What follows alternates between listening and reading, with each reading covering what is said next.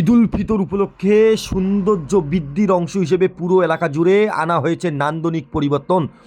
আরামদায়ক বসার ব্যবস্থা উন্নত করার পাশাপাশি যুক্ত করা হয়েছে নতুন কিছু দৃষ্টিনন্দন স্পট, যা দর্শনার্থীদের আরও আনন্দদায়ক করে তুলছে। ক্যাফেটির চারপাশে রয়েছে লেক, ছোট ঝর্ণা, দোলনা এবং প্রজাপতি কর্নার সহ বিভিন্ন আকর্ষণীয় স্থান। এসব জায়গায় ইতিমধ্যে ছবি তোলার জন্য দর্শনার্থীদের কাছে বেশ জনপ্রিয় হয়ে উঠেছে। বিশেষ করে পরিবার নিয়ে ঘুরতে আসা দর্শনার্থীরা এখানে প্রকৃতির সান্নিধ্যে সময় কাটিয়ে স্বস্তি অনুভব করছেন। শিশুদের জন্য রয়েছে আলাদা খেলাধুলার ব্যবস্থা, ফলে পরিবারের সব বয়সী সদস্য একসঙ্গে উপভোগ করতে পারছেন আনন্দ ঘন সময়। চাইনিজ ও ফাস্টফুডের বিভিন্ন পদের এখানে পাওয়া যাচ্ছে, যা দর্শনার্থীদের সময়কে আরও উপভোগ্য করে তোলে। ক্যাফেটি বড়খতা বাজার থেকে প্রায় 1.5 কিলোমিটার উত্তরে বড়খতা গেট সংলগ্ন এলাকায় অবস্থিত।